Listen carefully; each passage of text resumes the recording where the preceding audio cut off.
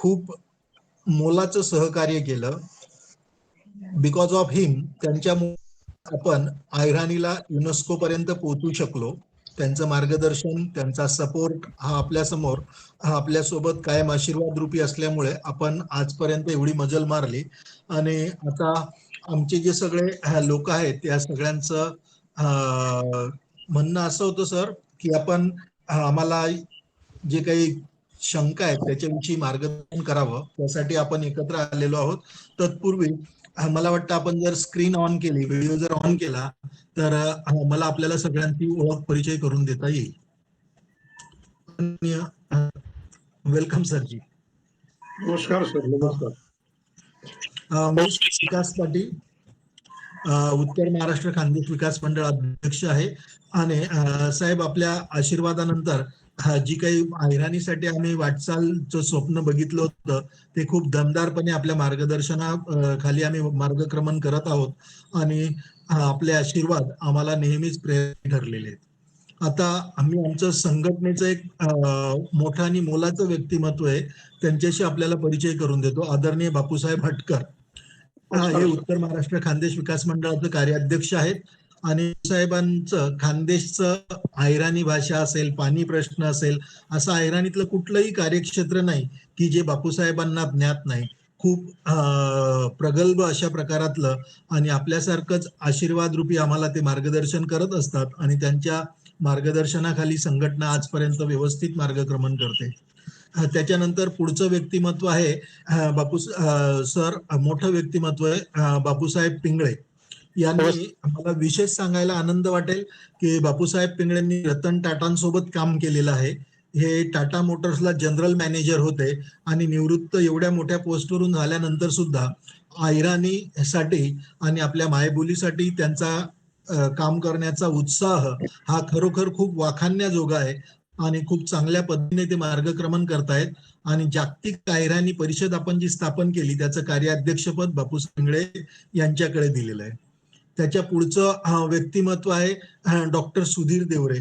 आणि मला वाटतं ते आपल्याला मी सांगण्यापेक्षा खूप चांगल्या परिचित आहेत. आणि माझे ते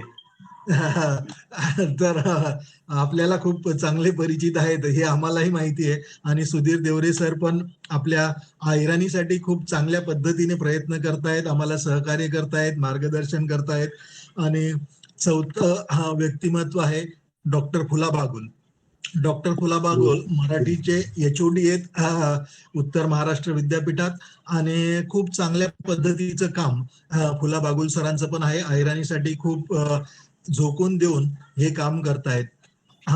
याच्यासाठी आम्ही सगळेही खूप चांगलं काम करतोय. फक्त काही ज्या क्युरीज असतात त्याच्यामध्ये आपले आशीर्वाद रूपी मार्गदर्शन जर आम्हाला लाभलं तर मला वाटतं आम्ही आयराणीला चांगल्या पद्धतीने न्याय देऊ शकू. आणि तुमचं जे स्वप्न आहे सगळ्या बोलीभाषांमध्ये, त्या बोलीभाषांमध्ये आम्ही आयराणीला सामावू शकू असा आम्हाला आत्मविश्वास आपल्या आशीर्वादाने नक्कीच मिळेल.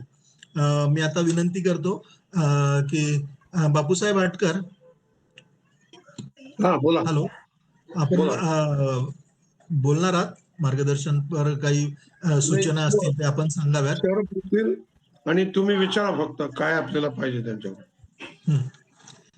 बापूसाहेब पिंगळे. मी फक्त सर नमस्कार, मी बापू पिंगळे बोलतोय. सर, मी आपल्याला एक अशी विनंती करेल, अर्थात आमच्या बरोबर जे दिग्गज मंडळी आहेत, डॉक्टर सुधीर देवरे आहेत, डॉक्टर फुला बागुल सर आहेत, ते स्पेसिफिक एका विषयावर आम्हाला आपलं मार्गदर्शन हवं आहे. ते म्हणजे आपल्या अहिराणी भाषेला परिशिष्ट क्रमांक 6 याच्यामध्ये समावेश करण्यासाठी काय रोड मॅप असावा, सुरुवात कुठून करावी आणि कुठल्या कुठल्या अशा सरकारी संस्था आहेत तिथपर्यंत आम्हाला पोचायला पाहिजे, या संदर्भात आम्हाला आज आपलं मार्गदर्शन हवं आहे.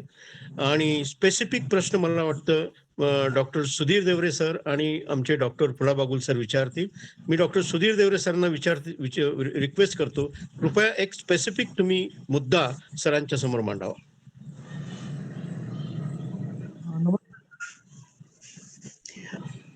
आज आमचं दुपारी असं बोलणं झालं सगळ्यांचं की प्रत्येकाने प्रश्न आणि चर्चा वाढवण्यासाठी आपण स्थान मिळवण्यासाठी काय करता येईल यावर सविस्तर बोलावं आणि आम्ही ऐकावं असं तुमचं ठरलेलं आहे. तर आपण कसं मार्गदर्शन मी आपल्या थँक्यू. डॉक्टर फुलाबागुल सर, मला वाटतं सुधीर सरांनी जो काही मुद्दा मांडला त्यांचं बाबतीत देवी सरांचा आपण विचार ऐकूया आणि मग फुलाबागुल सर तुम्ही दुसरा मुद्दा सरांच्या समोर मांडावा. ठीक. 8वं परिशिष्ट,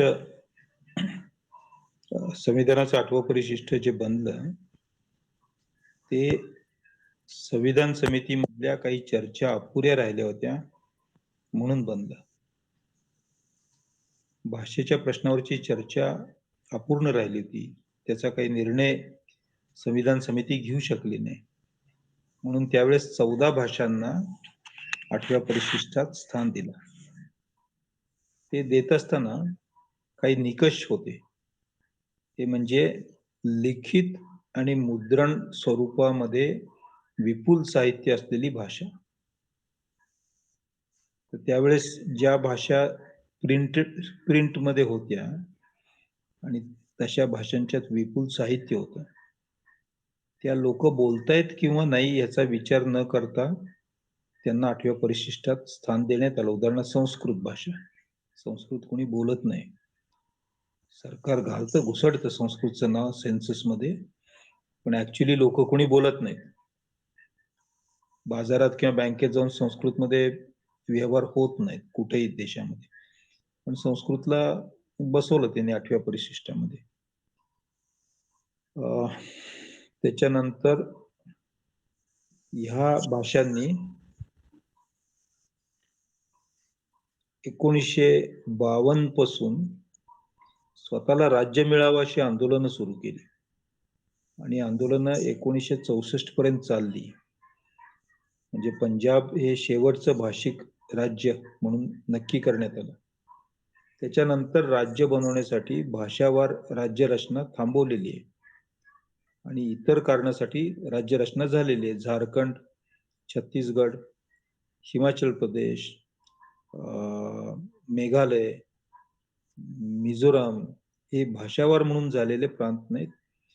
ते मेघालय किंवा मिझोराम आसाम मधून त्याचे वेगळे ऍडमिनिस्ट्रेटिव्ह भाग केले होते, कारण ते ट्राईबच्या बेसिसवर त्यांना राज्य देण्यात आलंय. त्यांचं ऑटोनॉमस कॉन्सिल्स बनवले तिथं, म्हणजे राज्यापेक्षाही छोटं राज्याची अंतर्गत व्यवस्था बनवलेली. झारखंड आणि छत्तीसगड हे आंदोलनामुळे निर्माण झालेली राज्य आहेत.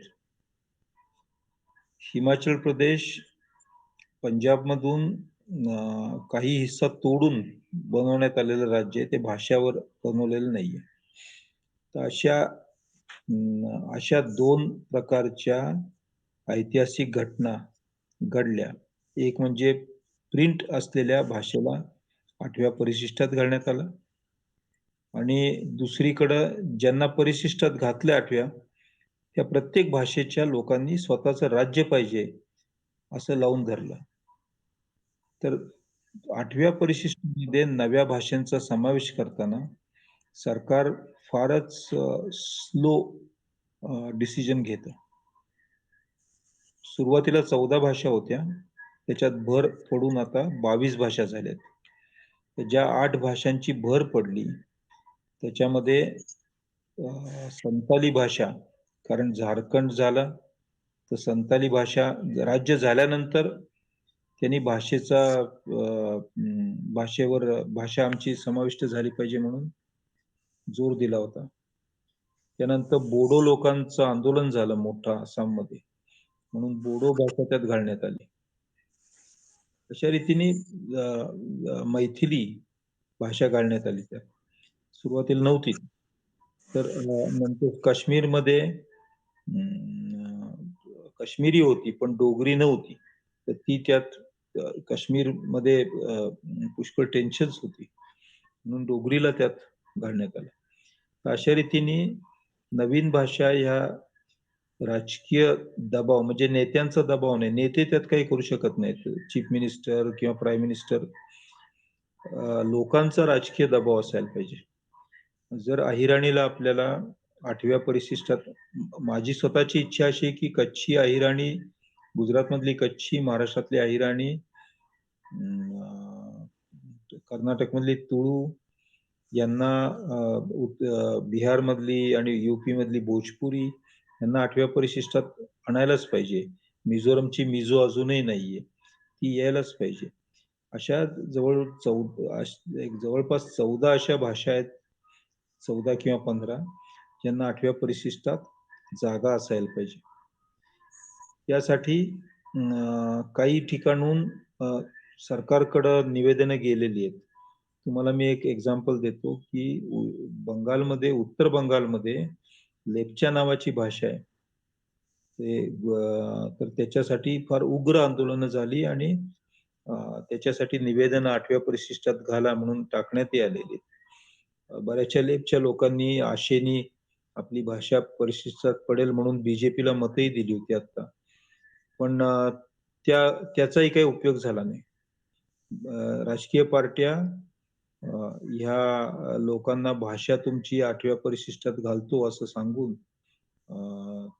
आमिष दाखवून बऱ्याच वेळा सक्सेसफुल होतात, पण 8व्या परिशिष्टात भाषा पोहोचवणं हे तेवढं सोपं नाहीये. तर त्याच्यासाठी सगळ्यात पहिल्यांदा अहिराणी भाषेमध्ये जी पुस्तकं आहेत किंवा लिखित स्वरूपाचं मौखिक स्वरूपाचं साहित्य, त्याची फार संपूर्ण यादी, म्हणजे ती यादीच 200-300 पेजेस असेल अशी तयार करायला पाहिजे. आणि ती तयार करण्यासाठी अहिराणीचे जे चांगले स्कॉलर्स आहेत, उदाहरणार्थ आता डॉक्टर साहेब आहेत, डिपार्टमेंटचे हेड आहेत, तर त्यांनी त्यांच्या विद्यार्थ्यांना, त्यांच्या स्टाफला, फॅकल्टीला या कामात इंटरेस्ट निर्माण होईल अशी वर्कशॉप्स घ्यायला पाहिजेत. आणि 1-2 वर्ष ह्या बिब्लिओग्राफीज बनवायला पाहिजेत. त्यानंतर त्या भाषेचा इतिहास आतापर्यंत लिहिले गेलेले आहेत, पण ते जुजबी स्वरूपाचे इतिहास आहेत अहिराणीचे. मी थोडं स्पष्ट बोलतो. त्याला जास्त चांगल्या रीतीने अहिराणी भाषेचा इतिहास लिहिण्यासाठी कदाचित 2-3 वर्कशॉप्स घ्यायला लागतील. चांगल्या इतिहासकारांना बोलवायला लागेल आणि त्यांच्याकडून त्या भाषेचा इतिहास किंवा समाजाचा इतिहास लिहून घ्यायला लागेल.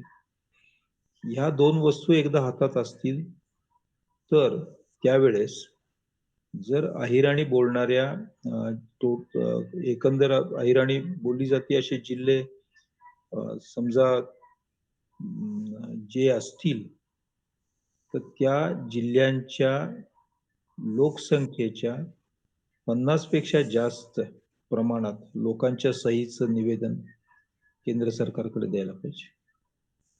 आणि त्यानंतर मग राजकीय दबाव सुरू होऊ शकेल की आमची भाषा आहे, त्यात साहित्य आहे, त्यात पुस्तक आहेत आणि 50 पेक्षा म्हणजे आमची मेजॉरिटी लोक या भाषेला 8व्या परिशिष्टात स्थान मिळावं, त्याच्यामुळे आमच्या विद्यार्थ्यांना, आमच्या मुलांना अहिराणीमध्ये शालेय आणि हायस्कूल शिक्षण मिळू शकेल.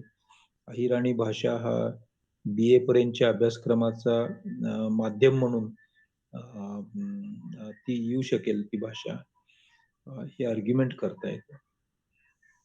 ते जर आपण करू शकलो तर आज सुरू केलेलं आंदोलन हे सुमारे 2030 किंवा 35 पर्यंत यशस्वी होऊ शकेल. मी फार तुम्हाला वास्तववादी रीतीने सांगितलं.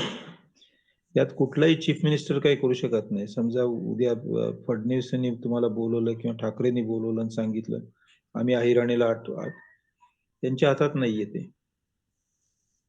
त्याच्यासाठी मिनिस्ट्री ऑफ होम अफेअर्स दिल्लीमध्ये आणि ती मिनिस्ट्री त्यांच्याकडं आधीपासूनच 40 असे डिमांड्स येऊन पडलेले आहेत. त्याच्यावर गेली 25 वर्ष निर्णय घेत नाहीत. यात साहित्य अकादमीचाही उपयोग होत नाही. कारण बऱ्याच वेळा आपल्याला वाटतं की दिल्लीत साहित्य अकादमी म्हणजे साहित्य अकादमीला हे अधिकार असतील, तर साहित्य अकादमीच्या अधिकारात ही गोष्ट येत नाही. त्याच्यासाठी आपल्या भाषेचा इतिहास चांगल्या रीतीने लिहिलेला आहे आणि ह्या भाषेचे ग्रंथ किंवा मौखिक साहित्य संपदा ही 2 ग्रंथ चांगले बनवणे हा याचा सगळ्यात बेसिक फाउंडेशन असेल. पुढे लोकांनी त्याप्रमाणे दर्जा मिळवला आणि त्यानंतर हे 2 ग्रंथ झाल्यानंतर जेवढ्या जिल्ह्यात अहिराणी बोलली जाते तिथल्या लोकांच्या फार मोठ्या प्रमाणावर सह्यांचं निवेदन हे एकदा आलं की होम मिनिस्ट्री 50 पेक्षा जास्त टक्के लोक जर अहिराणी डिमांड करतायत तर तो विषय गंभीर आहे असं मानून त्याच्या संबंधी एक कन्सल्टेटिव्ह समिती बनवते. आता त्या स्टेजला मी काही प्रमाणात तुम्हाला उपयोगी पडू शकेन, कारण त्या समितीत चांगले कोण मेंबर्स असावेत वगैरे हे विचार बऱ्याच वेळेला विचारण्यात येतं. किंवा central institute of Indian languages मध्ये मी जाऊन सांगू शकेन तुमच्यासाठी की तुम्ही पण आत्ता सगळ्यात पहिल्यांदा 3-4 वर्कशॉप्स घेऊन या पुस्तकांची तयारी करणे आणि आता 2021 आहे तर 2023ला वगैरे ही पुस्तकं तयार झाली की सहीचे कॅम्पेन घेऊन त्यावेळेस जर हे निवेदन दिलं तर अहिराणीला होम मिनिस्ट्रीमधून कन्सिडर करण्यासाठी कमिटी रचण्याची व्यवस्था करण्यात येऊ शकेल, शक्य होईल. युनेस्कोनी जरी सांगितलं की तुम्ही ह्याला 8व्या परिशिष्टात घ्या तरी सुद्धा सरकार ऐकत नाही, कारण आपल्याकडं काही अशा विशिष्ट भाषा आहेत देशामध्ये ज्याचा इतिहास 35-40 हजार वर्षाचा आहे आणि युनेस्कोने सरकारला सांगितलेलं आहे की ह्या भाषांच्या, अहिराणीची गोष्ट नाही करत मी, दुसऱ्या 2 भाषा माझ्या डोळ्यासमोर जातात, एक अंदमान मधली एक सेंट्रल इंडिया मधली, पण सरकारने त्याच्याकडे दुर्लक्ष केलं कारण युनेस्को काही पैशाची देवाणघेवाण वगैरे जी आहे इन्व्हेस्टमेंट्स त्याच्यावर कंट्रोल ठेवत नाही, त्यांचं कंट्रोल नसतं. त्याच्यामुळे युनेस्कोचा एक फायदा फक्त ते सरकारला सांगू शकणार नाहीत, पण जेव्हा निवेदन जाईल त्यावेळेस युनेस्कोनी आम्हाला मान्यता दिलेली आहे असं सांगणं हे ऍडव्हान्टेजेस, त्या समिती पुढे सांगणं ऍडव्हान्टेजेस ठरेल. 10 वर्षाच्या झुंबेश 10 वर्षाच्या आंदोलनाची डोक्यात जर तयारी ठेवली तर हे अशक्य नाहीये, शक्य आहे.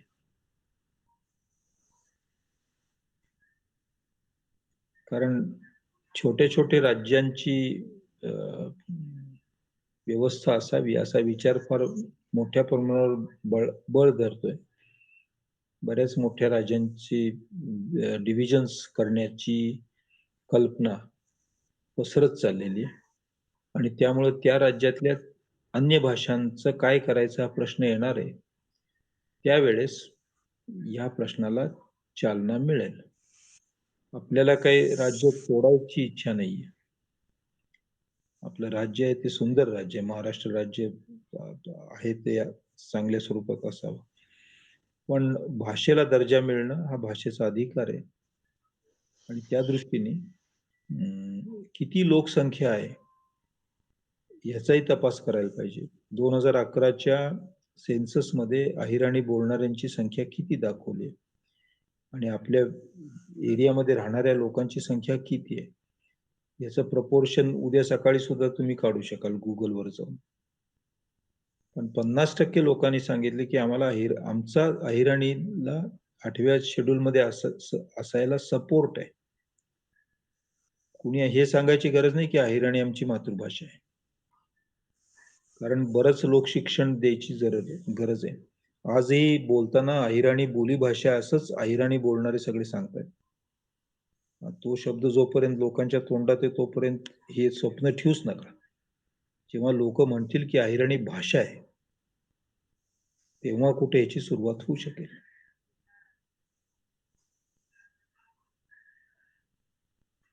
मी 2 स्कॉलर्सना विचारला होता प्रश्न की अहिराणी मराठीचं सबसेट आहे काय, तर त्यांनी हो म्हणून सांगितलं होतं. असे स्कॉलर्स जोपर्यंत आहेत तोपर्यंत आपल्याला आशा नाही. आमची अहिराणी आहे ती भाषा आहे, ती मराठीशी निगडीत पण स्वतंत्र भाषा आहे. असं जर सांगितलं तरच 8व्या शेड्यूल मध्ये जागा मिळेल. आमची अहिराणी मराठीची बोली आहे म्हटल्यानंतर ते म्हणतील मराठीला दिलेलं ना तुम्हाला, मराठी आहे 8व्या शेड्यूल मध्ये, मग त्याची एक बोली म्हणून तुम्ही आहात 8व्या शेड्यूल मध्ये, 8व्या अनुसूचीमध्ये तुम्ही आहातच, बोली आहात ना मराठीची, तर आहातच.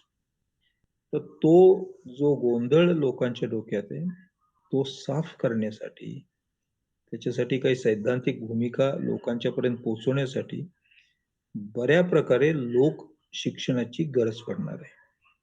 आणि त्याची सुरुवात सगळ्यात पहिल्यांदा फुलासाहेब माफ करा, प्राध्यापकांच्या पासून करायला लागेल, कारण प्राध्यापकच मला सांगतायत की ही आमची मराठीची बोली आहे. ती जर तशी असेल तर मग हा प्रश्नच उद्भवत नाही 8व्या परिशिष्टात जायचा. अहिराणी भाषा तर म्हणजे बोलली जाणारी भाषा, न लिहिली गेलेली भाषा ही गोष्ट वेगळी, पण ती इंडिपेंडेंट भाषा असेल असं जर आपली लोक स्वीकारत असतील तर तो प्रश्न उद्भवतो. झालं मला सांगायचं होतं.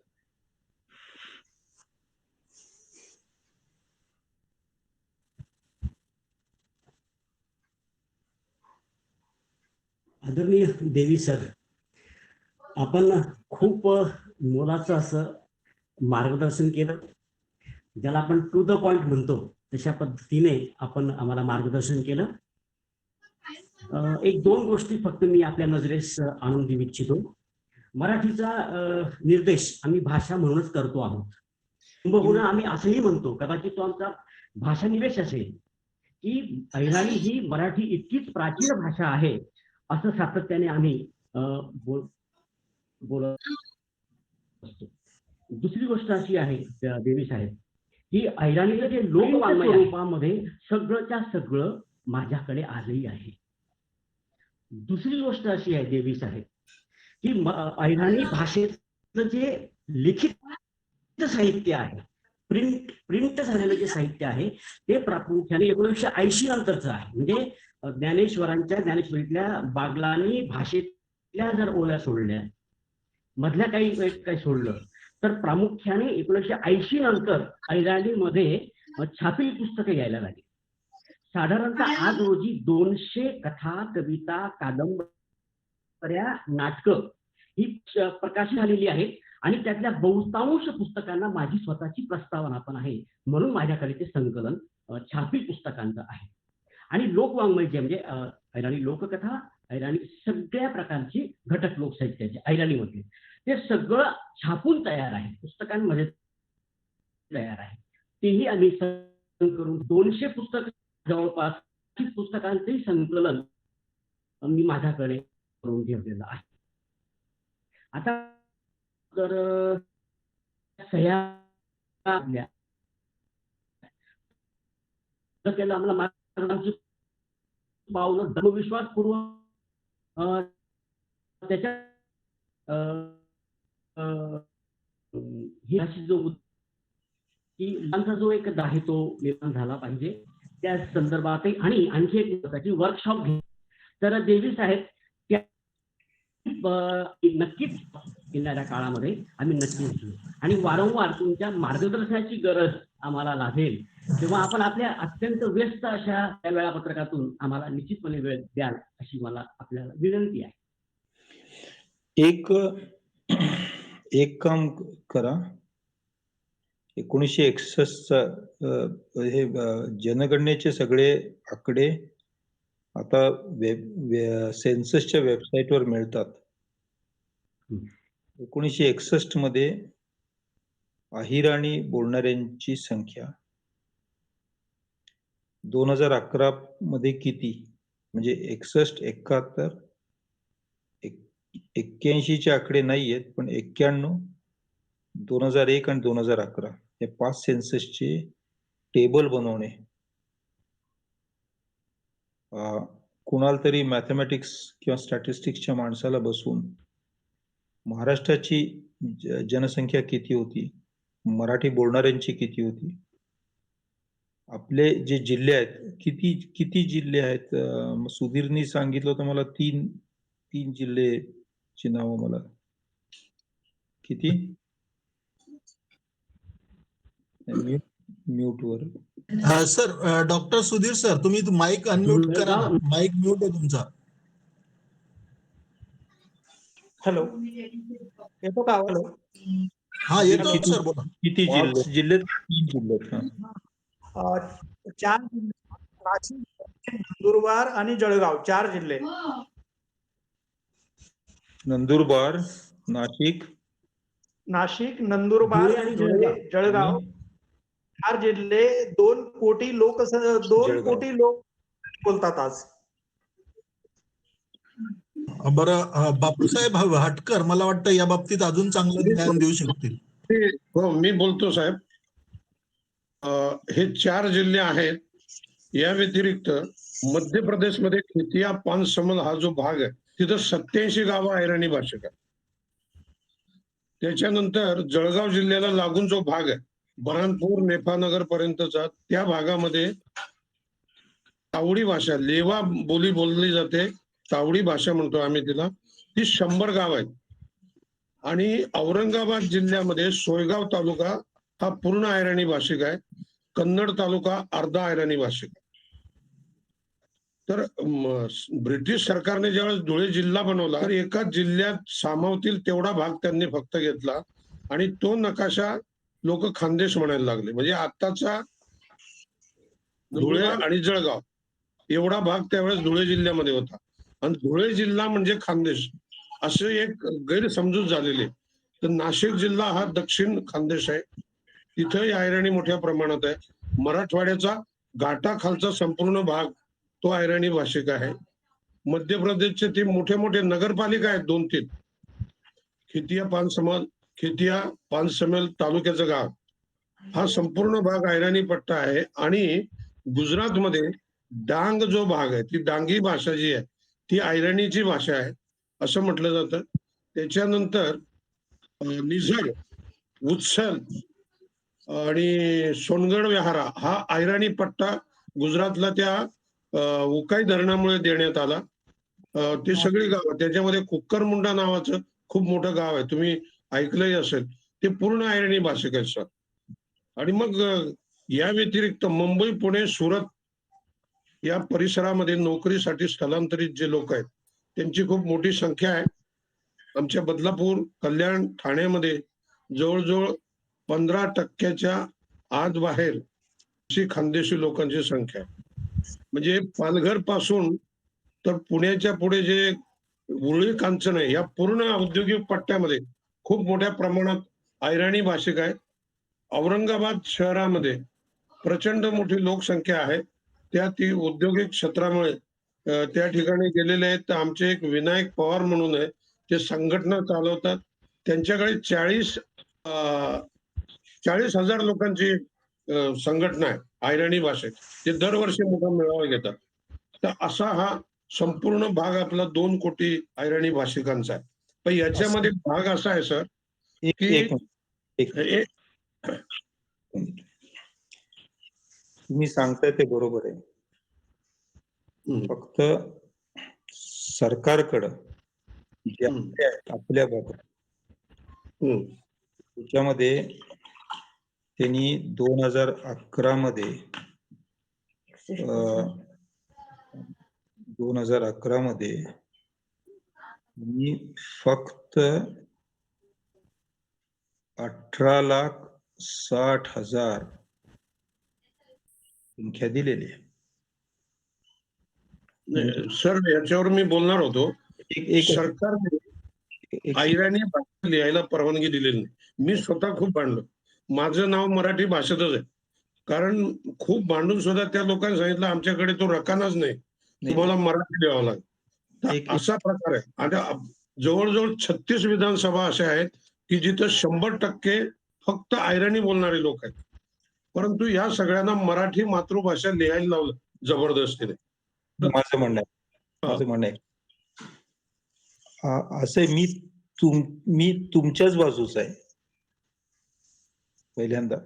म्हणजे मला पटवणं नाही, मी सेन्ससला कसं पटवता येईल, तुमचे मुद्दे मी सगळेच तुमचे मुद्दे स्वीकारतो, पण जनगणनेमध्ये सेन्ससनी 2011 मध्ये डिक्लेरेशन जे दिलंय त्याच्यामध्ये सगळ्यात मुख्य गोष्ट म्हणजे त्यांनी अहिराणी शब्द वर फुली मारली, शब्दच काढून टाकला, खानदेशी लिहिलंय.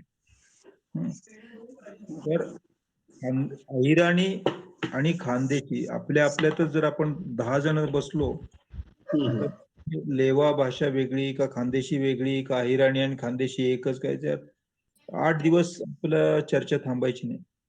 म्हणून लोकांच्या मध्ये मत तयार करण्यासाठी जनमत तयार करायला पाहिजे की बाबा ही भाषा तुम्ही त्याला खानदेशी म्हणा किंवा अहिराणी म्हणा किंवा जे काय म्हणायचं ते म्हणा, पण ही आपली भाषा, आपली मातृभाषा.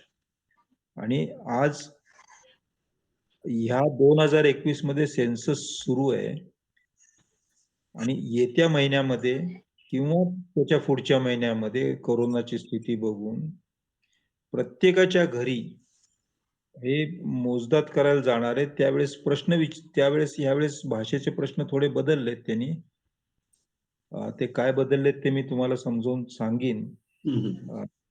थोडे 40-50 जण जर असतील तर व्यवस्थित सांगेन मी. त्या येत्या 2 महिन्यामध्ये हा प्रश्न विचारला जाईल. तुम्ही सांगितलेल्या 4-5 जिल्ह्यामध्ये आणि तुम्ही सांगितलेल्या सगळ्या तालुक्यांच्या मध्ये. त्यावेळेस जर आपल्या लोकांनी जर त्या प्रश्नाला उत्तर दिलं की आमची भाषा अहिराणी, तर ती जी आता मी हे तर 2011च झालं, पण 2061 मध्ये झाला जेव्हा सर्वे, त्याच्यानंतर 71 मध्ये सर्वे नाही सेन्सस झाला, त्यावेळेस -91% संख्या आली. ती -91 खानदेशीची. मी आता आकडेवारी काढून बघितली. अर्थ काय झाला की आज कुणीतरी सांगितलं माझी भाषा अहिराणी आणि पुढच्या 10 वर्षांनी आलं तर माझी भाषा खानदेशी किंवा माझी भाषा लेवा किंवा माझी भाषा अजून काहीतरी. एका सेन्सस मध्ये अहिराणीच्या जागी ऐराणी असाही शब्द आहे. तर आपल्या सगळ्या लोकांना, अहिराणी भाषिकांना हे समजून सांगायला लागणार. त्याचा अर्थ जिल्ह्यात पत्रकं काढायला लागतील आणि पक्षाच्या किंवा संस्थांच्या परिघांच्या पलीकडे जाऊन जनसंपर्क करायला लागणार आहे. बरोबर. नाहीतर काय होईल की तुम्ही सांगितलं तर मला तुमचा पक्ष कुठला माहित नाही, पण जो पक्ष असेल त्याच्या विरोधाचे म्हणतील अहो त्या पक्षाची लोक येऊन सांगतायत ना, मग दुर्लक्ष करा. आणि तुम्ही पब्लिक लाईफ मध्ये असल्यामुळं तुम्ही किती तळमळीने सांगितलं तरी ते जे विरोधक आहेत तुमचे पब्लिक लाईफ मधले विरोधक आहेत, ते म्हणणार अहो हे स्वतःच्या निवडणुकीसाठी सांगतायत, असं काहीतरी चिकटून द्या. म्हणजे भाषेचा प्रश्न बाजूला राहून त्याचं राजकारण सुरू होईल. हा प्रश्न प्रस्थापित करत असताना अत्यंत चांगल्या प्रकारे, म्हणजे ज्याला वेल पॉइज्ड सोफिस्टिकेटेड पद्धतीने हा प्रश्न लोकांच्या पर्यंत पोहोचवायला पाहिजे. याच्यासाठी तुमच्या अंतर्गत काही थोडी चर्चा होणं गरजेचं आहे. आणि मग एक थोडीशी म्हणजे मी ह्यात पार्ट्या आणत नाहीये, तो हेतू नाही माझा, पण अशी एक सर्वसमावेशक अशी काही जर बैठक तुम्ही घेतली आणि त्याच्यामध्ये हा 2021 मध्ये आपल्या मातृभाषेचं नाव घ्यायचा आपला अधिकार आहे, प्रत्येकाने तो अधिकार बजावावा. फक्त एवढंच वाक्य जर चालवलं 4 जिल्ह्यांच्या मध्ये, आपली मातृभाषा स्पष्टपणे सेन्सस मध्ये दर्ज करण्यात यावी. कारण ह्या वेळेस सेन्ससच्या मोजणीमध्ये चुका होण्याची शक्यता फार कमी आहे. यावेळेस ते इलेक्ट्रॉनिक माहिती नोंदवायला लागलेले, हे मागच्या वेळेस फार कमी प्रमाणावर होते. भाषेच्या बाबतीत ते ऍप्स वगैरे बनवून माहिती म्हणजे ऑन द स्पॉट ती माहिती पोहोचेल तिकडं. ही माहिती जी पोचती ती सेन्सस जनगणना जी आहे, रजिस्टर जनरल ऑफ सेन्सस, हा होम मिनिस्ट्रीचा हिस्सा असतो. आणि म्हणून गृह मंत्रालय निर्णय करताना त्यांच्या स्वतःच्या स्टॅटिस्टिक्सवरच विश्वास ठेवणार. आपण किती घसा कोरडा होस्तपर्यंत सांगितलं की आमचे 1.5 कोटी लोक आहेत, 2 कोटी लोक आहेत, 2.5 कोटी लोक आहेत, ते म्हणणार तुमचे हित बोलतायत 5,20,000, तर तेवढेच तुमचे आहेत. कारण ते म्हणणार तुम्ही कुठल्या तरी स्वार्थाने सांगायला लागला. तुम्ही म्हणजे मी तुमच्यापैकी कोणाला म्हणत नाही, पण तिथला जो बाबू बसलेला असेल IAS ऑफिसर, त्याची मानसिकता ही अशी असते की मी दिल्लीच्या अनेक दरवाजांच्यावर माझं स्वतःच डोकं 100 वेळा फोडून घेतलंय म्हणून मी सांगतो तुम्हाला. तर आपल्याला सगळ्यात पहिल्यांदा 2021चा सेन्सस यायला लागलाय आणि अहिराणी भाषा ही माझी भाषा अहिराणी, ती माझी भाषा मातृभाषा आहे सांगण्याचा माझा हक्क आहे. हे फलक सगळ्या जिल्ह्यांच्या मध्ये फिरायला लागणार. आणि जर जर तुम्ही जर विद्यार्थ्यांच्या साह्याने किंवा फॅकल्टीच्या साह्याने व्हॉट्सअप ग्रुप वगैरे करू शकलात,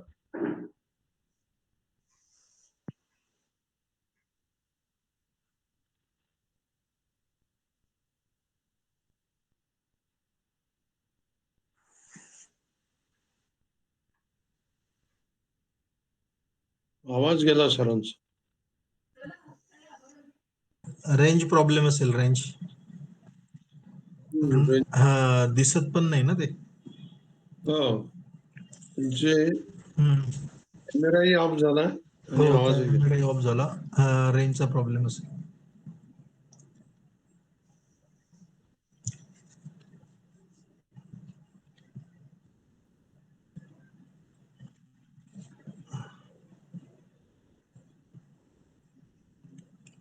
नमस्कार सरजी. हा, तर जर अशा प्रकारचा कॅम्पेन आता सुरू केला तर फार चांगलं होईल. यात न्यूजपेपर पब्लिसिटीचा काही फायदा होत नाही. यात चीफ मिनिस्टर किंवा इतर कुणी MP-च्या रेकमेंडेशनचा फायदा होत नाही. यात लोक स्वतःची भाषा अहिराणी असं जर सांगितलं तर सेन्सस मध्ये ती आकडेवारी दर्ज होती आणि त्याचा फार मोठा फायदा होतो. आणि मगाशी प्रोफेसर साहेबांनी सांगितलं तसं तुम्ही लिहिलेल्या प्रस्तावना किंवा अजून कोणी जर तुम्हाला मिळालं सुशिक्षित असं अहिराणीमध्ये इंटरेस्ट, त्यांच्याकडनंही प्रस्तावना लिहून गेला तर सुरुवात करणं चांगलं होईल. नाही तर त्या बाबतीत कोणतरी सस्पिशन घेतं की एकाच व्यक्तीने कसं लिहिल्या. तुम्ही चांगल्या हेतूने करताय काम, पण त्याचा अर्थ बाहेर काहीतरी असा वेगळा म्हणजे तुम्ही स्वतःचे पैसे वेळ घालून हे सगळं करताय, 200 पुस्तकं 100, पण कुणाला बाहेर वाटेल की अरे ही एकच व्यक्ती करायला लागली, बाकीचे कुणी नाहीत अहिराणीत, एकच लेखकाचा अहिराणी भाषा आहे का, अशी विचित्र प्रश्न निर्माण होतात.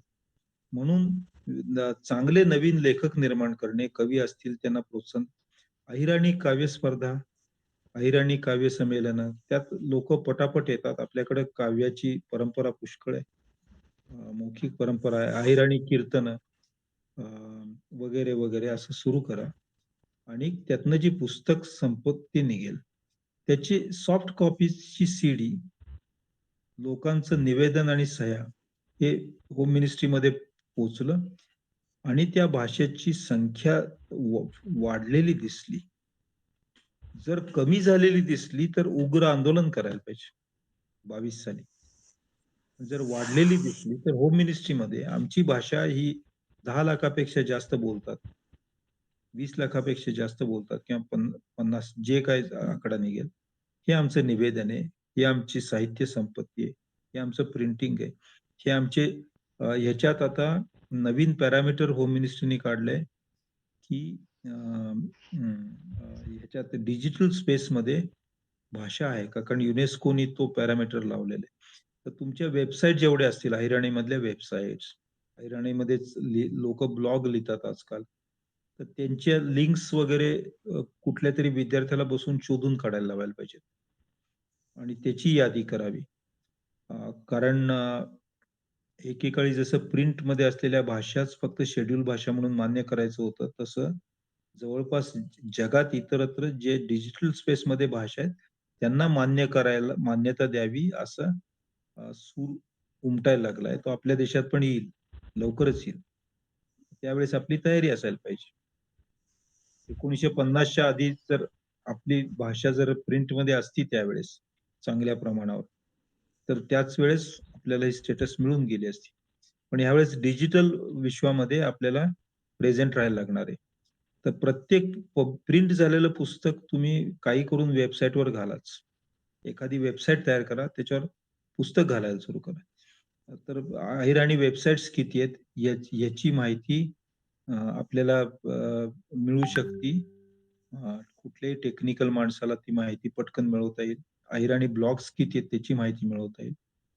अहिराणी गाणी जी आहेत त्याच्या सीडीज वगैरे असतील तर त्या गोळा करायला कोणाला तरी सांगावं आणि हे करायलाच पाहिजे. अहिराणीला तो दर्जा मिळालाच पाहिजे, कारण ही प्राचीन भाषा आहे, ह्या मी मताचा आहे. पण त्याच्यासाठी फार सिस्टमॅटिकली आणि शांत डोक्याने प्रयत्न करायला पाहिजेत. झालं, मला जे सांगायचं होतं ते झालं. तुम्ही चांगलं काम करताय आणि यात यश मिळालं तर माझ्या एवढा आनंद इतर कुणाला होईल असं मला वाटत नाही. कारण हे तुमचं जे स्वप्न आहे ते माझंही स्वप्न आहे.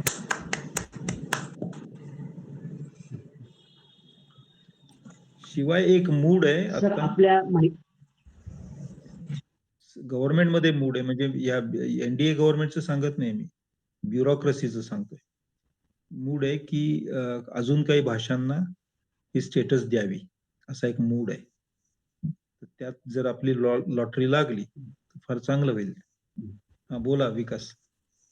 एक मिनिट. नाही, डॉक्टर प्रोफेसर बोलतात, त्यांचं म्यूट आहे त्याच्यामुळे ऐकू येत नाही. डॉक्टर फुलाबागुल आपण बोलून घ्या. होय होय. देवी सर, आपल्या माहितीसाठी जवळपास 10 तरी युट्यूब चॅनल्स अहिराणीच्या आज सुरू आहेत, किमान 10 कमीत व्हेरी कमी. गुड. त्याच्यानंतर कमीत कमी 50 तरी व्हॉट्सअपचे ग्रुप अहिराणीतून संवाद साधतायत. त्याच्यानंतर जवळपास 12 लोकांनी अहिराणी भाषेवर, अहिराणी लोकवाङ्मयावर संशोधन प्रबंध सादर करून PhD सुद्धा घेतलेले आहे. असे 12 ते 15 लोक आमच्या संपर्कात आहेत.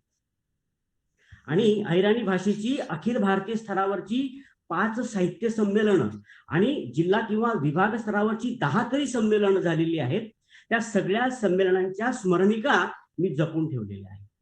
बरीचशी अहिराणी गाणी सुद्धा आमच्याकडे डिजिटल फॉर्मॅटमध्ये आमच्याकडे आहेत, म्हणजे आम्ही ते करून ठेवलेलं आहे. सगळ्या सीडीज आम्ही गोळा केलेल्या आहेत. अहिराणीचे किमान 50 चित्रपट निघालेले आहेत. अहिराणी लोकरंगभूमीवर सुद्धा आता हळूहळू विकास त्या ठिकाणी होतो आहे. अहिराणी नाटकं सुद्धा अलीकडे आता लोक लिहित आहेत, लोक पाहता पण आहेत. एवढं सगळं आहे आणि त्याचं संकलन सुद्धा आम्ही करून ठेवलेलं आहे. एक तुम्ही करू शकाल, भारताची राज्यघटना अहिराणीमध्ये अनुवादित करून घेऊया. हो सर, खूपच आणि छान. त्याचं रिलीज करायला तुम्ही प्रेसिडेंट ऑफ इंडियाला सांगा. बिलकुल बिलकुल. होम मिनिस्टरला बोलवा त्याच्यासाठी. जो कोणी असेल, कोणी दगड जरी असलं होम मिनिस्टर तरी बोलवायचं त्याला. आणि मग तुमचं पिटिशन गेलं असलं तर ते जास्त सिम्पथेटिक. अरे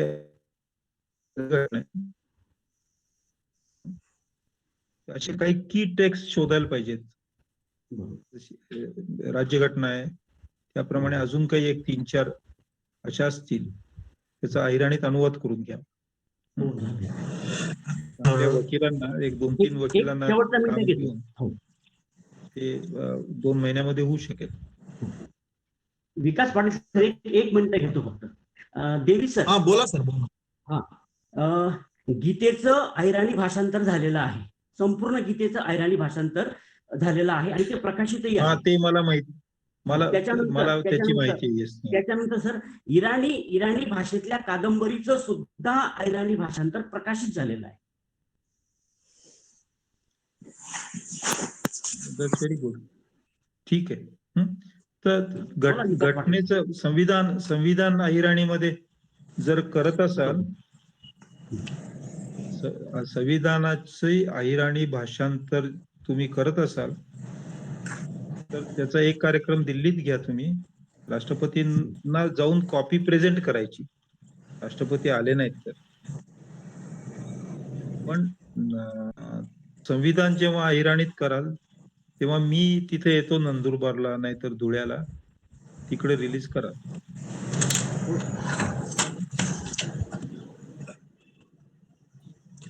खूप उत्तम सूचना आहेत सर. आम्ही आपल्या सगळ्या मार्गदर्शनाचं, सगळ्या सूचनांचं पालन करतो. आणि दुसरी गोष्ट, फक्त एकच विनंती असं करायची होती. आपल्याकडे आता डॉक्टर फुला बागुल आहेत, डॉक्टर सुधीर देवरे आहेत, यांच्याकडे बरेचसे साहित्य सूची, न्यूजपेपर, त्यानंतर इलेक्ट्रॉनिक्स साहित्यातलं डिजिटल साहित्य, सीडी, गाणे, काव्य हे बरंच उपलब्ध आहे. तर त्या अनुषंगाने आपण, मला वाटतं, पहिलं जर एक ड्राफ्ट बनवून लिंग्विस्टिक सर्व्हे ऑफ इंडियाला दिला तर सुरुवात होईल. याबद्दल आपलं मत जर सांगितलं तर खूप बरं होईल सर. चांगलं होईल. Very good. पण ह्या सगळ्या सूची ज्या आहेत डिजिटल, त्याची जर लिस्ट असेल म्हणजे सॉफ्ट कॉपीमध्ये, तर एक चांगली वेबसाईट तयार करणे. आपली उत्तर महाराष्ट्र खानदेश विकास मंडळाची वेबसाईट आहे सर ऑलरेडी. त्याच्यावर जागतिक अहिराणी परिषद वगैरे हे सगळं आहे. मग त्याच्यावर आपण ते सगळं लोड करू आणि मग ते तसं पाठवता येईल. ठीक आहे. उत्तर महाराष्ट्र भाषा विकास परिषद करा की त्याची एक ब्रांच. आपण जागतिक अहिराणी भाषा संवर्धन परिषद अशी एक ब्रँच तयार केलेलीच आहे. हा, ओके. हा, मग त्याच्या असं वेबसाईट एक करून घ्या आणि त्याच्यावर टाका जी आणि त्याची लिंक उत्तर महाराष्ट्र विकासला पण द्या. जी, एकच मॅटर दोन्हीकडे असू शकतो. बरोबर बरोबर. जी सर. कारण बाहेरून लोक क्लिक करणार ते अहिराणी नावानी वगैरे असं करणार, भाषा नावानी, language. So get into the digital world. आता वास्तवापेक्षा ते आभासी वास्तव हे जास्त खरं बनलेलं आहे. येस येस, तिथं पाय रोवून उभं राहायला लागणार आहे. तर नक्कीच. आता बघा ना, तुम्ही आणि मी कसं भेटतोय. या व्हर्च्युअल मुळे सर आपण 27 देशात गेलो जगातल्या. That's very good. अहिराणी भाषेला अजून जवळजवळ 27 देशातले ते स्थलांतरित अहिराणी भाषिक आहेत, ते पार्टिसिपेट होते. डॉक्टर पोपटराव पाटील म्हणून एक अमेरिकेतल्या एका विद्यापीठाचे डीन होते, ते सुद्धा आपल्या अहिराणीच्या एका मुलाखतीत होते. आणि त्यांनी विशेष म्हणजे अहिराणीत मुलाखत दिली आणि त्यांचं अमेरिकन लेडीशी लग्न झालेलं आहे. जवळजवळ 50 वर्षापूर्वी ते मायग्रेट झालेत आणि शुद्ध अहिराणीत ते बोलले. 87 वर्ष वय आहे त्यांचं. It's exemplary. Very good. ठीक आहे. आणि I will take you. Okay. Sudhir, सांभाळून राहा. आणि तुमच्या सगळ्यांना विनंती आहे की अहिराणीत ते चांगले कवी, लेखक यांची आर्थिक स्थिती जर खराब होत असेल तर थोडी मदत लोकली करायला पाहिजे. नक्की. म्हणजे भाषेसाठी, भाषा जिवंत राहण्यासाठी कवी जिवंत राहणं फार महत्वाचं असतं. कवींना जिवंत ठेवा. ओके, ठीक आहे. अच्छा. अहिराणीमध्ये धन्यवाद. शाहीर पण आहेत सर, मोठे मोठे. सर, बापूसाहेब, आभार मानून घ्या. सरांना जायचं आहे आणि मग आपण थांबूया. आदरणीय देवी सर, आजचं आपलं मार्गदर्शन खरोखर आम्हाला पुढची दिशा खूप क्लॅरिटी आली आणि इट वॉज क्वाईट एनकरेजिंग. आणि सेकंडली मी असं म्हणेल की एक ऊर्जा मिळाली आम्हाला कशा पद्धतीने पुढे जायचं ते. त्याबद्दल जागतिक अहिराणी भाषा संवर्धन परिषदेचा कार्याध्यक्ष नात्याने मी आमच्या सगळ्या आजच्या या सदस्यांतर्फे आपलं मनापासून आभार मानतो. खूप वेळ दिला तुम्ही आणि आज खरं म्हणजे तुम्हाला प्रत्यक्ष बघायची मनापासून इच्छा होती आणि ती सर भेट झाली. आम्हाला सगळ्यांना खूप आनंद झाला. खूप खूप मनापासून आभार सर. आणि सर, भविष्यातही असाच प्रेम आणि आशीर्वाद आमच्यावर राहावा ही विनंती.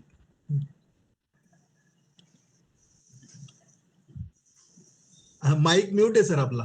सर, माईक म्यूट आहे. नाही, जरूर जरूर म्हटलं मी, डेफिनेटली. ओके, आनंद वाटला मला सगळ्यांना भेटून. माझे जुने मित्र सुधीर, त्यांनाही भेटून फार वर्ष झाली. बरोबर. ओके. बापू साहेब, गुड नाईट. डॉक्टर फुला, गुड नाईट. night, विकास, गुड नाईट. थँक्यू सरजी. Good night. Good night. Good night.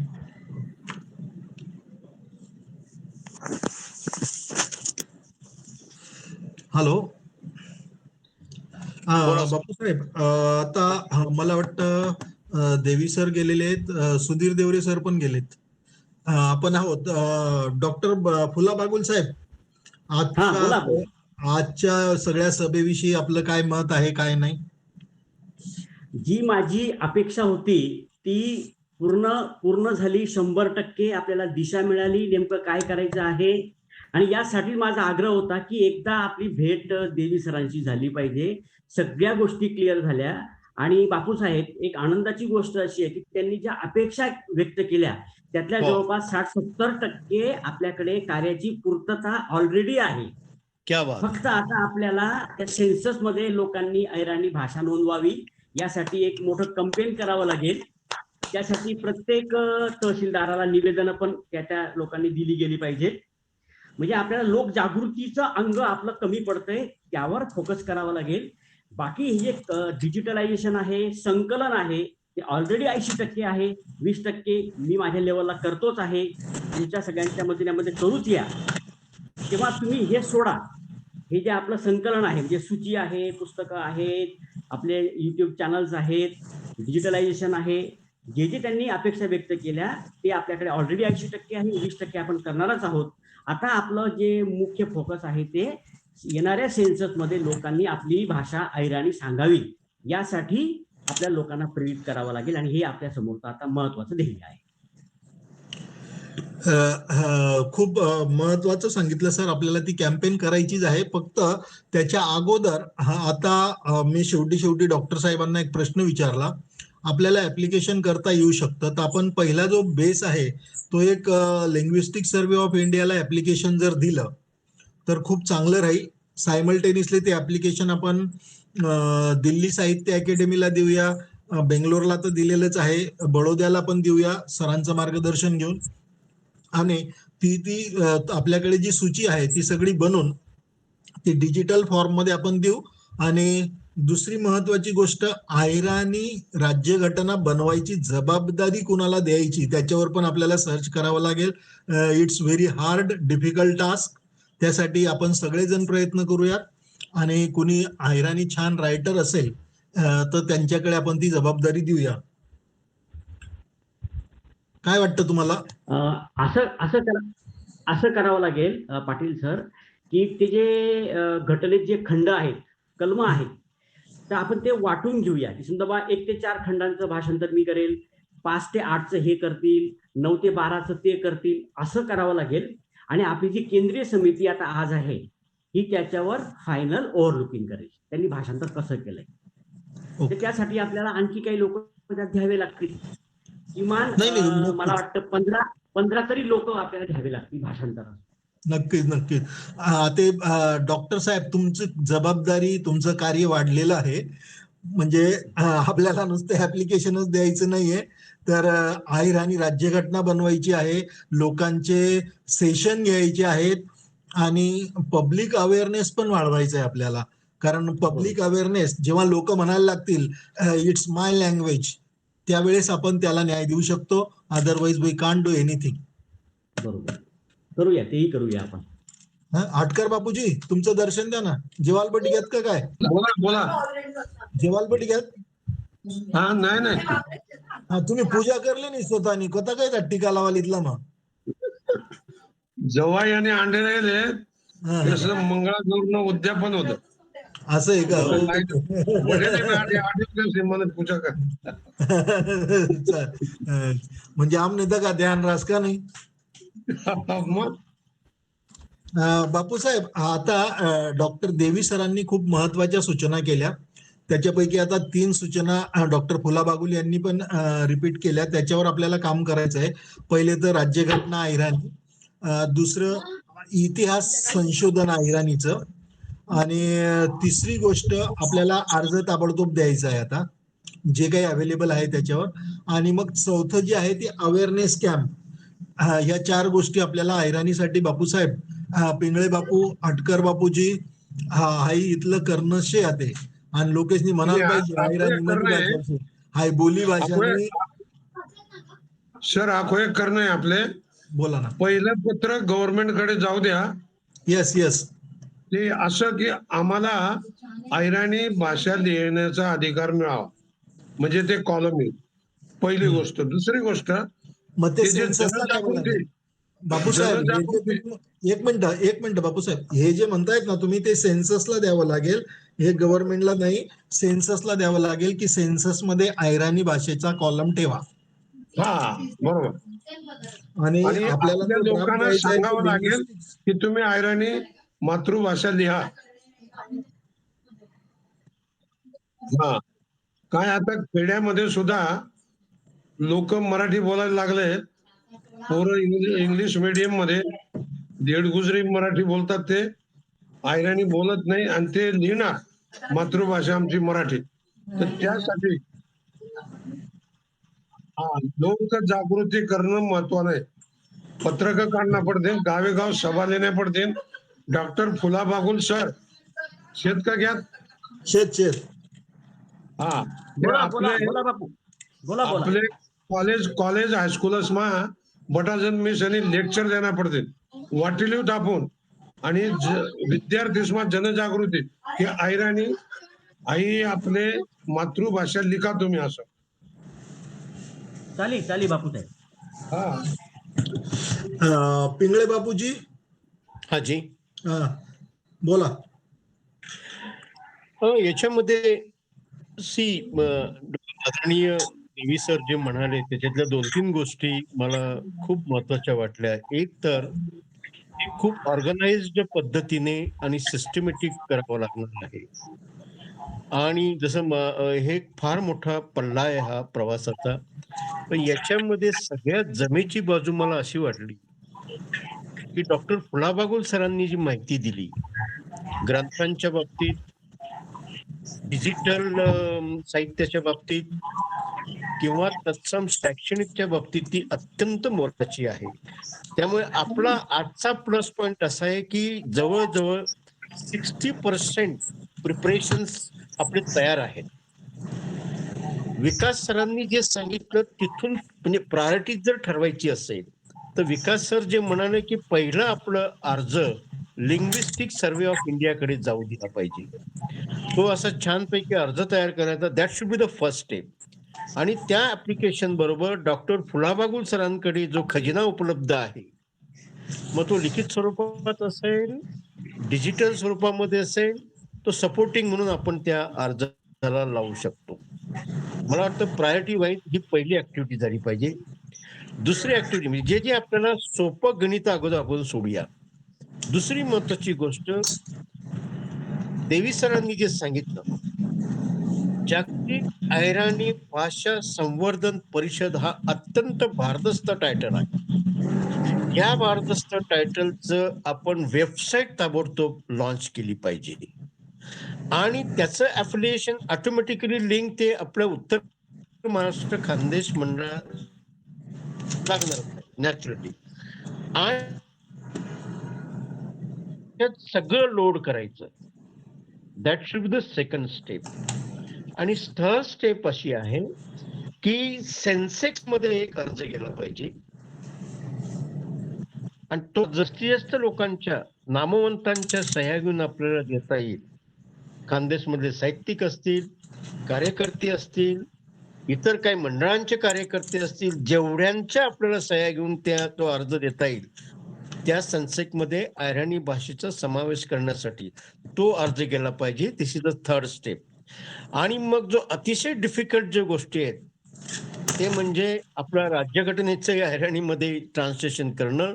Doctor फुलाबागुल सरांच्या मताशी मी सहमत आहे. ते 1-2 लोकांचं काम नाही. त्यासाठी आपल्याला फार मोठी टीम उभी करावी लागेल. आणि राज्यघटनेचं खंडवाईचं सोडूनच द्या, मी तर म्हणतो ना 10-10 पेजेस जरी आपण वाटून दिल्या तरी सुद्धा ते काम अवघड आहे. असे एक 20-25 लोकांची टीम जर आपण तयार केली, ते खूप डिफिकल्ट असं नाहीये, ते अशक्य असं नाही, तेही शक्य आहे. पण त्यासाठी आपल्याला एक मोठी टीम तयार करावी लागेल. आणि मग प्रश्न येतो जनजागृतीचा. आता त्या जनजागृतीसाठी आपण एक पहिली स्टेप ऑलरेडी घेतलेली आहे. आजची जी आपली मीटिंग झाली या संघटक आणि सहसंघटक साहेबांबरोबर, त्या मंडळींना कामाला लावून जास्तीत जास्त या टीम किती लवकर तयार होतील ते फार जमेची बाजू ठरेल. आणि त्या टीमच्या माध्यमातून मग त्या तालुका वाईज असतील, जिल्हा वाईज असतील, त्यांचा आपल्याला उपयोग करता येईल असं मला वाटतं. भिला पाटील साहेब, आपण ऐराणीचे जरी नसलात तरी ऐराणीचे भाषिक आहात, ऐराणीचे सुपुत्र आहात. हा, मी काय बोललो ते पूर्ण ऐकत नाही तुम्ही. ऐराणीचे सुपुत्र आहात असं बोललो. ऐराणी जागतिक ऐराणी भाषा संवर्धन परिषदेत नसलात तरी ऐराणी भाषेचे सुपुत्र आहात, आणि म्हणून तुम्ही पण तुमचं मार्गदर्शन आणि मत व्यक्त करावं अशी तुम्हाला विनंती करतोय. आणि मला माहिती आहे, ते माझ्याकडे रेकॉर्डिंग आहे, कोण कोण आहे कोण कोण नाही. म्हणून तर मी तुम्हाला सांगितलं ना.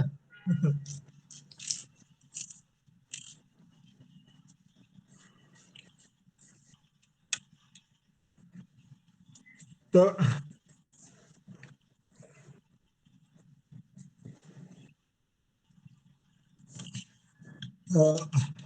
बरोबर बापूसाहेब, आता तुम्ही डॉक्टर सुधीर देवरे आणि डॉक्टर फुला बागुल या दोघांशी कोऑर्डिनेट करून लवकरात लवकर लिंग्विस्टिक सर्व्हे ऑफ इंडियाचं ऍप्लिकेशन आणि सेन्सस साठीचं ऍप्लिकेशन या दोन गोष्टी फर्स्ट प्रायोरिटीमध्ये घेऊ. आणि मग आपण तुम्ही म्हणतात तसं ती सगळी सूची वगैरे जोडून हे पाठवून देऊ आणि मग आपण पुढच्या कार्यवाहीला लागू. अध्यक्ष साहेब सुदैवाने फुला बागुल अजूनही ऑनलाईन आहेत. ऑन द तो निर्णय आपण आटकर बापून त्या जेवाल पटेल दोन्ही जण, फुला सुदैवाने बागुल सर आणि आटकर बापू. सुदैवाने डॉक्टर फुला बागुल सर म्यूट आहे माईक पुन्हा. हे आपल्या डॉक्टर फुला बागुल सर हे आपल्या कार्यकारिणीमध्ये भाषा प्रमुख आहेत. त्यामुळे मी आत्ताच डॉक्टर फुला बागुल सरांना सगळ्यांच्या समक्ष एक नम्र विनंती करेल की ते जो अर्ज तयार करायचा आहे, ते जे ऍप्लिकेशन तयार करायचे, आता तो प्रेस्क्राईब फॉर्मॅटमध्ये आहे का आपण आपल्या पद्धतीने तयार करायचं आहे. मला असं वाटतं त्याच्यासाठी कुठलाही प्रेस्क्राईब फॉर्म नसावा, आपण आपल्या पद्धतीने तो तयार करूया. एक महत्वाची गोष्ट मी आपले बापूसाहेब आटकरांना विनंती करेल किंवा डॉक्टर फुला बागुलना विनंती करेल. त्यांनी एक महत्वाचा मुद्दा सांगितला बघा, की आपल्या ऐराणी भाषेचा इतिहास आता तुकड्या तुकड्यांनी आपल्याकडे उपलब्ध आहे. त्याचं संकलन करायचं आणि त्याचं एक सरळ आपलं एक ऐतिहासिक असा रिपोर्ट तयार करायचा आहे की हा आमचा भाषेचा इतिहास आहे. ती जबाबदारी मला वाटतं आपण डॉक्टर बापूसाहेब आटकर आणि फुला बागुल सरांनी घ्यावी. आणि त्यासाठी डॉक्टर सुधीर सरांचं आपल्याला कुठे कुठे मदत घेता येतील ते डेफिनेटली आपल्याला मदत करतील. बापूसाहेब, इतिहासासाठी मला वाटतं डॉक्टर बापूसाहेब आटकरांसोबत डॉक्टर जी.बी. शॉ म्हणून एक मोठे इतिहासकार आहे. VWS कॉलेजला ते लेक्चरर होते आणि त्यांना सुद्धा ऐराणी भाषेचा चांगला इतिहास माहिती आहे, जाणकार आहेत. तर मला वाटतं बापूसाहेब आटकर त्यांच्याशी बोलून अजून हिस्ट्रीच्या बाबतीत खूप चांगली मदत घेऊ शकतील. डॉक्टर फुला बागुल आणि डॉक्टर सुधीर देवरेंकडे खूप मोठं वर्क आहे. कारण ही सगळी मोठी सूची आज जी अवेलेबल आहे ती आहे, पण त्याच्यानंतर डिजिटल सूची, ह्या सगळ्या सर्च करणं, ह्या सगळ्या कंबाईन करणं आणि हे सगळं पाठवणं, ते जेव्हा याच्यातनं फ्री होतील तेव्हा आपण त्यांना इतिहासाकडे वळू शकतो. पण सध्या मला वाटतं डॉक्टर सुधीर देवरे आणि डॉक्टर फुला बागुल यांना सूची, ऍप्लिकेशन ह्याच गोष्टींवर फोकस करू द्यावा, कारण ह्या फर्स्ट प्रायोरिटी आहेत. सर, मी एक पाऊल पुढे जाईल अजून, की या कार्यासाठी आपल्याला ज्यांची मदत घेता येईल, मग ते जलपरिषदेमध्ये आहेत का, भाषा परिषदेमध्ये आहेत का, अजून कुठल्या परिषदेमध्ये आहेत, ह्या बाउंड्रीज न ठेवता, आता उदाहरणार्थ ही इतिहास लिहायची जबाबदारी डॉक्टर बापूसाहेब आटकर, डॉक्टर फुला बागुल सर यांच्यावर जर असेल, की यांना जी या बाबतीत तज्ज्ञ मंडळी उपलब्ध आहेत त्यांनी त्यांना जरूर जोडून घ्यावं आणि ते लिहावं असं मला वाटतं. नक्की नक्की नक्की तसं करू पाटील आपण. सर, पाटील हा सर, बोला सर. हा बोला सर. अर्ज जो आहे तो अर्ज हाताने लिहून तयार आहे. फुलाबागुल सर, मी आपल्याला विनंती करेल, आपण जो हाताने अर्ज लिहिलेला आहे तो जर आपण आपला जो विकास सर, माझ्याकडे डॉक्टर बापूसाहेब भटकर आणि आपले देवरे सर, अशा सगळ्या आपल्याकडे मध्ये जर तुम्ही शेअर केला आणि जर समजा कोणाला काही त्याच्यामध्ये काही अजून मुद्दे सुचवायचे असतील, त्यांनी ताबडतोब मुद्दे सुचवावे आणि तो ऍप्लिकेशनचा ड्राफ्ट आपण लवकरात लवकर फायनल करूयात. चालेल. हा मी एक बोला. काम, बापूसाहेब एक डॉक्टर काम साहेब करतो. बोला ना. हाजी. हा, बोला डॉक्टर साहेब. आपण जो ग्रुप तयार केला आहे लिंग्विस्टिक सर्वे हा. ऑफ इंडिया ऐराणी, त्या ग्रुपवर Yes. मी आता एक 10 हा. मिनिटाच्या आत मी Please go ahead. हाताने लिहिलेला जो अर्ज आहे तो पाठवतो. Sir please go ahead. Sir तुम्हाला मी परत रिक्वेस्ट करेल हाताने लिहिण्यापेक्षा, कारण ते अस्पष्ट आहे, ते दिसत नाही. टाईप करून पाठवला ना तर फार बरं होईल, म्हणजे एडिटिंग आपल्याला करता येईल. तो चालेल. सकाळी पाठवला तरी चालेल, पण तो शक्यतो टाईप करून पाठवा. ओके ओके ओके, पाठवतो. Yes sir. Okay sir.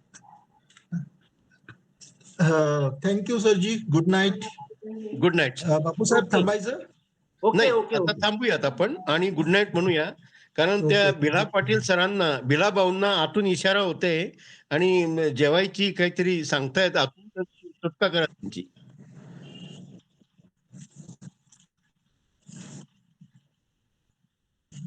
क्या बात. वा वा. चला. वा वा वा वा. धन्यवाद. चला bye. Good night. Good night. Good night. Good night. Good night.